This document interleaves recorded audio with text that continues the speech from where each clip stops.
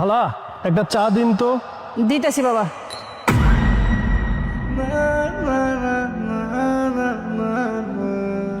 কি ব্যাপার, আমার মা এখানে চা বিক্রি করতেছে? এই নেন। হ্যাঁ খালা। আচ্ছা খালা, আপনার তো অনেক বয়স হয়েছে, এই বয়সে আপনি চা কেন বিক্রি করতেছেন? আপনার বাসায় কি কেউ নেই, ছেলে সন্তান বা আপনার হাজবেন্ড? না বাবা, আমার এই পৃথিবীতে কেউ নাই। নিজের পেটের খাবার তো নিজেরই জোগাইতে হবে, তাই না?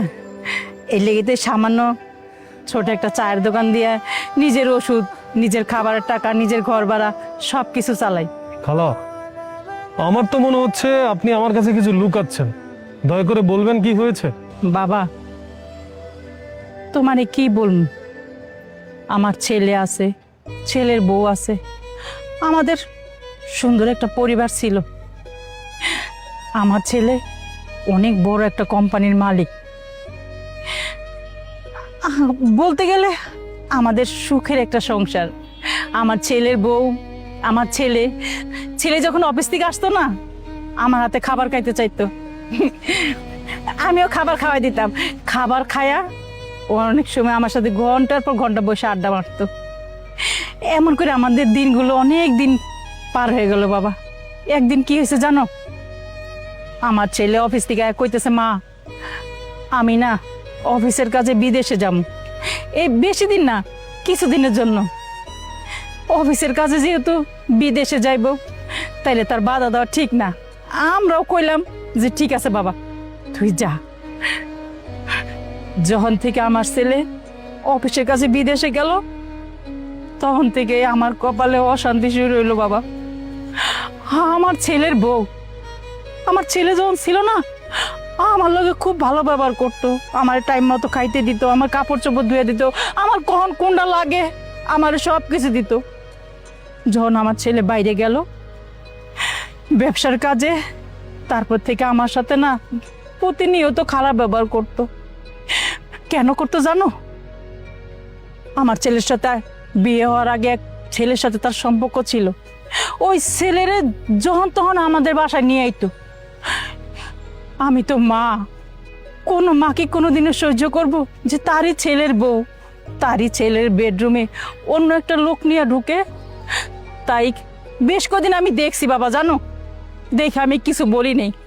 লাস্টে একদিন আমি শুধু কইলাম যে বৌমা, তুমি যেই কাজটা করতেছো না, এটা মোটেও ঠিক করতেছো না। এটা আমার ছেলের সাথে তুমি বেইমানি করতেছো।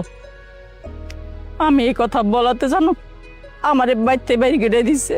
আচ্ছা খালা, আপনাকে তো আপনার বউ বাড়ি থেকে বের করে দিয়েছে, আপনার তো উচিত ছিল আপনার ছেলেকে ফোন করে জানানো। আপনি জানাননি কেন? বাবা রে, কেমনে আমি আমার ছেলেরে জানামু? আমার হাতে যে ফোনটা ছিল, যে ফোন দিয়ে আমি আমার ছেলের লগে যোগাযোগ করবো, ওই ফোনটাও আমার বৌমা কাইরা নিছে। আরো কি কইছে জানো? যে আমি যেন কখনো আমার ছেলের সাথে যোগাযোগ করার চেষ্টা না করি। এই পৃথিবীতে তো আমার ছেলে ছাড়া আমার আর কেউ নাই। কয়, যদি তুই কোনো সময় তোর ছেলের লগে যোগাযোগ করার চেষ্টা করস, তাহলে দেখবি তোর ছেলের খাবারের সাথে বিষ মিলাই দিয়ে আমি তোর ছেলেরে মাইরা ফেলামু। আমি মা হয়ে কখনো আমার ছেলের খারাপ চাইতে পারি না বাবা। তাই তো আমি আমার ছেলের সাথেও যোগাযোগ করি না। কিন্তু আমি জানি আমার ছেলে একদিন না একদিন ঠিকই আমারে খুঁজে বাড়ি করব। আমার ওই আত্মবিশ্বাস আছে বাবা। তাই তো আমি এই চায়ের দোকানটা চালাই বাবা, কারণ নিজের তো চলতে হইব।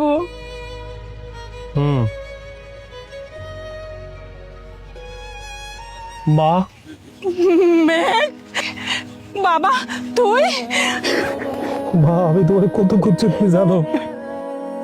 তোমার বউ আমাকে বলেছে যে তোমার মা টাকা পয়সা নিয়ে বাড়ি থেকে চুরি করে চলে গেছে। আমি না খুব কষ্ট পাইছি, কিন্তু আমি বিশ্বাস করি নাই। আমি জানি আমার মা কেমন। আমি তোমারে কত খুঁজছি মা বাংলাদেশে আইসা, কিন্তু আমি তোমারে কোথাও পাই নাই। যাই হোক, তুমি বলছো না যে আল্লাহর কাছে তুমি চাইছো যে তোমার ছেলে তোমারে খুঁজে বের করবে, এই যে আমি তোমার কাছে আসছি। আর তোমার কোনো কষ্ট হবে না মা, তুমি আমার সাথে আমার বাড়িতে চলো। না বাবা, তুই এই কথা কইস না। আমি তোর সাথে বাসা যাইতে পারবো না বাবা। আমি যেভাবে আছি, যেখানে আছি ভালো আছি। আমি চাই না আমার জন্য আমার ছেলের কোনো ক্ষতি হোক। তুই ফিরে যা বাবা, ফিরে যা। মা, তুমি এটা কি বললা মা? তুমি এখানে রাস্তায় দাঁড়িয়ে চা বিক্রি করতেছো, এতে কি আমার খুব শান্তি লাগতেছে? আমার অনেক কষ্ট লাগতেছে মা। আর তুমি আমার সাথে অবশ্যই বাড়িতে যাবা। যে মেয়ে তোমার সাথে এত বড় অন্যায় করেছে তার অবশ্যই শাস্তি পেতে হবে। আর আমি যদি এটার বিচার না করি তাহলে স্বয়ং আল্লাহ আমাকে মাফ করবে না। তুমি আমার সাথে দয়া করে চলো মা, সব কিছু ঠিক হয়ে যাবে। আসো।